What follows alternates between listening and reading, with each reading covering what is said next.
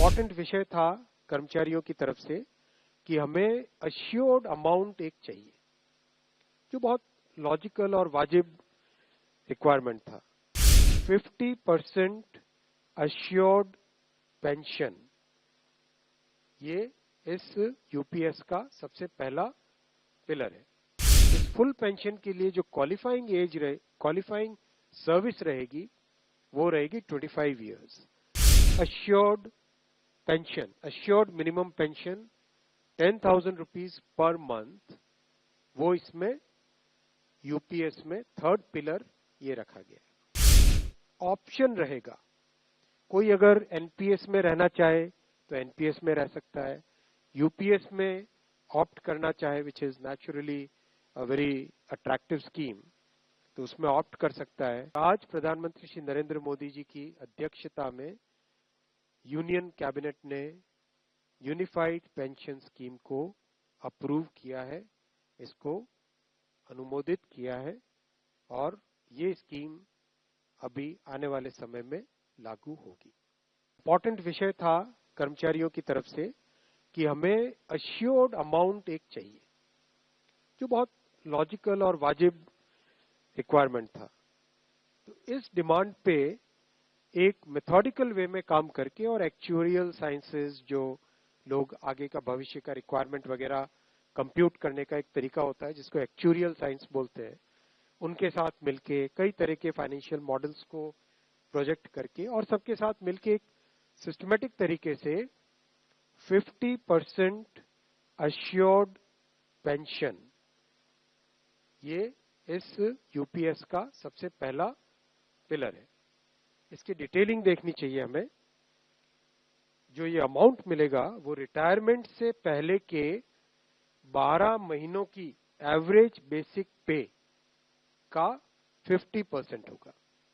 मैं रिपीट कर रहा हूं, अश्योर्ड पेंशन का जो अमाउंट है that will be the average of basic पे ऑफ 12 मंथ्स बिफोर सुपर एनुएशन, उसका 50% होगा।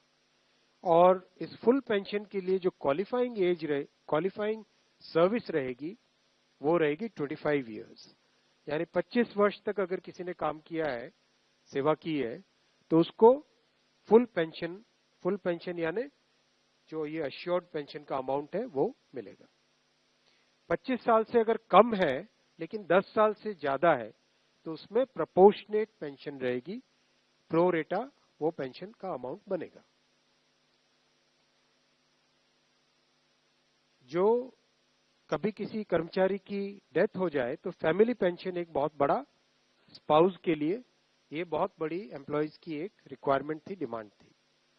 तो सेकंड पिलर इस यूपीएस का है अश्योर्ड फैमिली पेंशन। किसी भी कर्मचारी के डिमाइज से पहले, इमीडिएटली पहले जो पेंशन थी, अमाउंट था, उसका 60% मिलेगा एम्प्लॉय के, डिसीज्ड एम्प्लॉय के स्पाउस को। ये सेकंड पिलर है।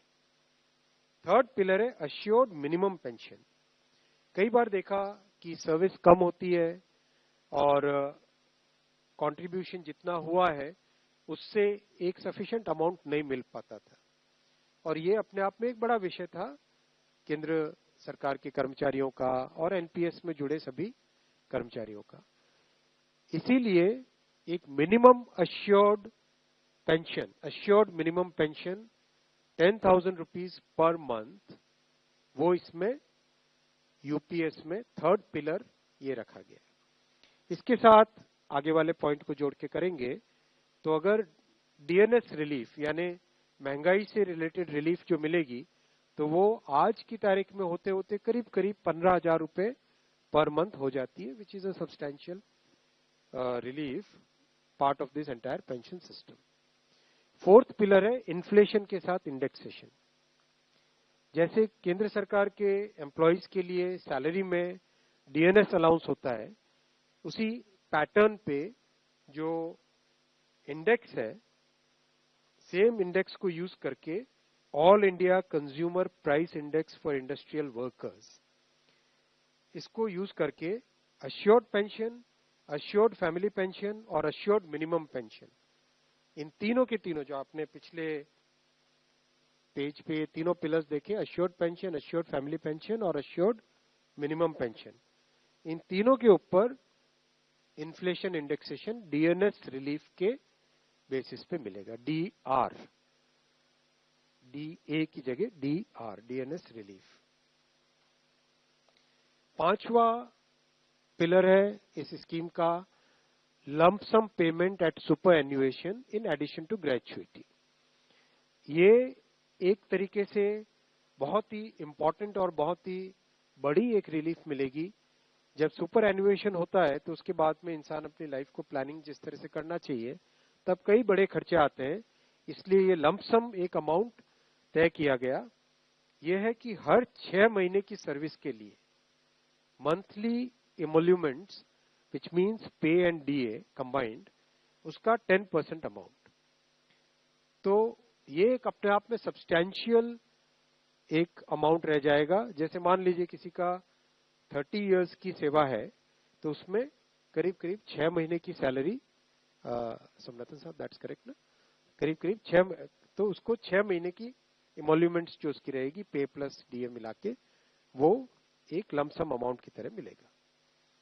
ये 5 पिलर्स को लेके आज यूनिफाइड पेंशन स्कीम अप्रूव हुई है।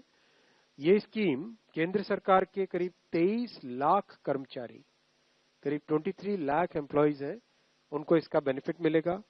ऑप्शन रहेगा, कोई अगर एनपीएस में रहना चाहे तो एनपीएस में रह सकता है, यूपीएस में ऑप्ट करना चाहे which is naturally a very attractive scheme तो उसमें ऑप्ट कर सकता है। प्लस राज्य सरकारें अगर इसी फ्रेमवर्क को, इसी आर्किटेक्चर को यूज करना चाहे तो राज्य सरकारें भी इस आर्किटेक्चर को यूज कर सकती है।